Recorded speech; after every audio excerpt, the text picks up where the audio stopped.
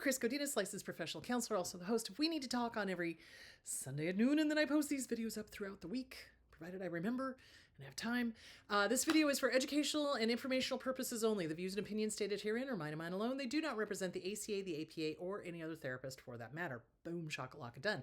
I'd like to thank my sponsor, BetterHelp, BetterHelp, BetterHelp.com/Chris Godinez.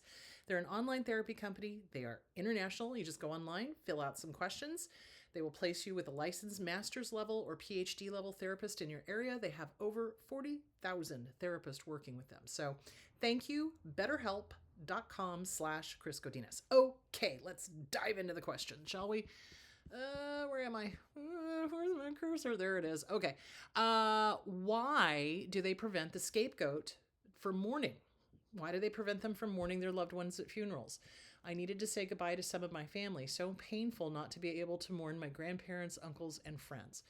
So narcissists are uncomfortable with genuine emotions. Okay, let's just be clear.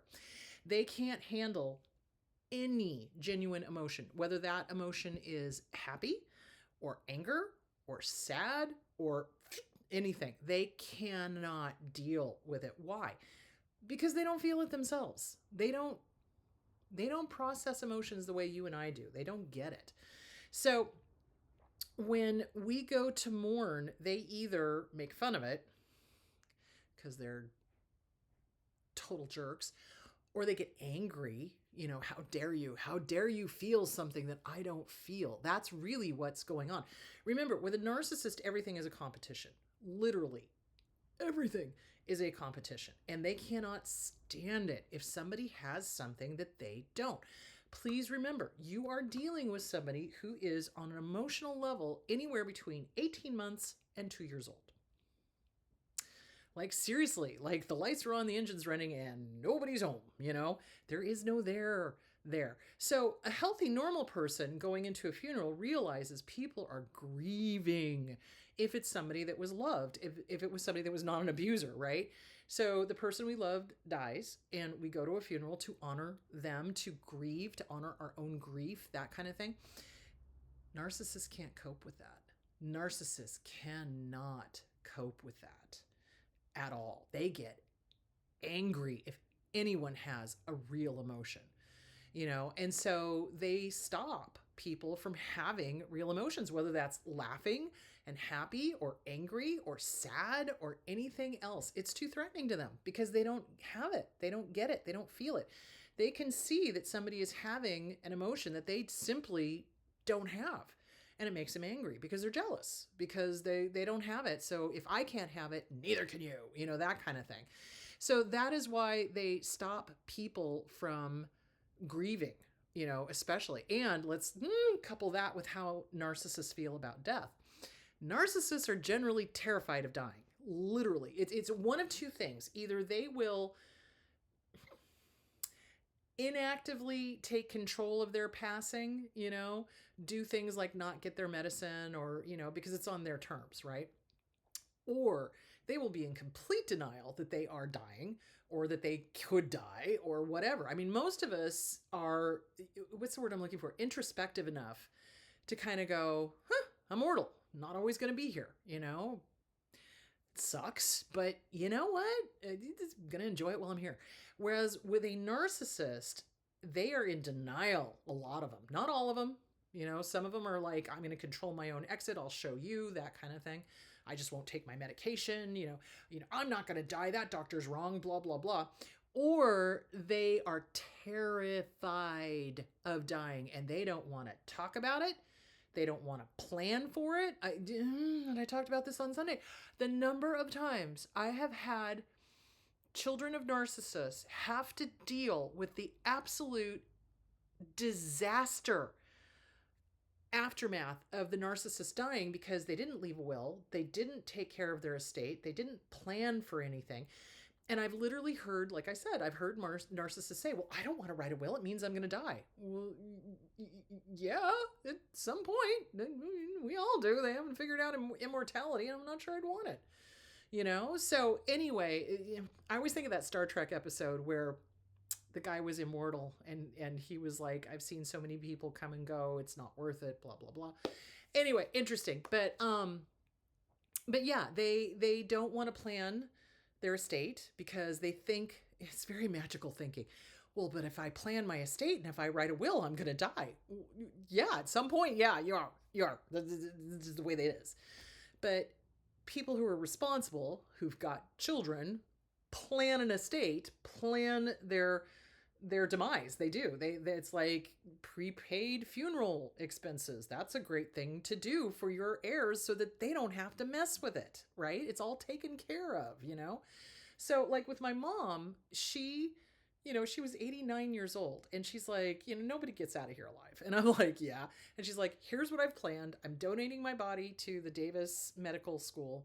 They're going to use my cadaver. I'm going to be cremated, and then they're going to spread the ashes out at sea. And then they'll have a memorial service at the end of the year. And I was like, okay, that's great. So it was all planned. We didn't have to deal with it. It was all taken care of. So when she did die, they came, Terry made the phone call. They came, they got her, they took her to Davis. It was all taken care of, and the memorial service was beautiful. And oh geez, I'm going to get emotional about this. And it was just typical of my mom to want to do something that's easy for the kids and that would benefit somebody else. So that was beautiful. So, but narcissists stop people from grieving. They do. They get angry. They get infuriated. And plus the fact, think about it, funerals are not about them. Just like weddings, births, anniversaries, holidays, etc., etc., etc. They have to ruin anything that is not about them. And even sometimes if it is about them, they've got such weird thinking, they'll ruin their own birthday creating a scene in order to have chaos. Okay, I've seen them create chaos at funerals too. It's just, yeah. So again, you basically, if you're with somebody who's stopping you from grieving, there's your clue. Get out, get away. Don't stick around. This is never going to change. It's never going to get better. So, and if you're at a funeral and somebody is starting to start something, be the one who stands up.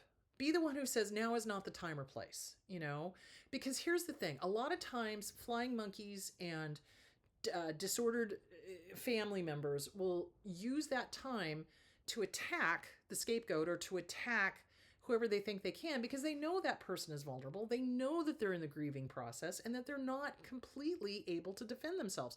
So if you see somebody getting picked on at a funeral, please stand up for them. Please. It just... I tell you what, I am to the point now where if I see somebody being unjustly attacked, I am going to intervene because I'm done. I'm done with these jackwagons. I really am.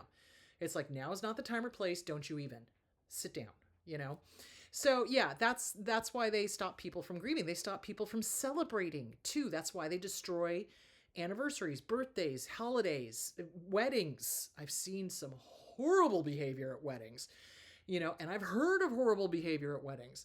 So, they do things that they think are going to put the attention on them, or if they are uncomfortable and they're not feeling it and they get angry and jealous, they're not able to process why. You're dealing with somebody who's between 18 months and 2 years old.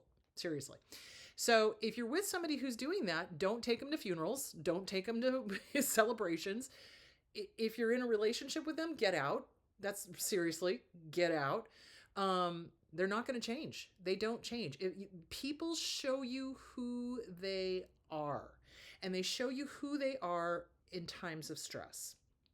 So weddings are stressful. Births are stressful.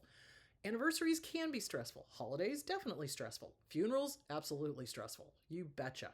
So people's worst behavior comes out, especially narcissists, in any of those situations. And if they show you who they are, believe them the first time and leave. Get away from them. They're never going to change. Never. They have shown you who they are. So be done. So there that is. All right, my love. So today is Friday. Tomorrow I will be doing a meet and greet in Raleigh, North Carolina.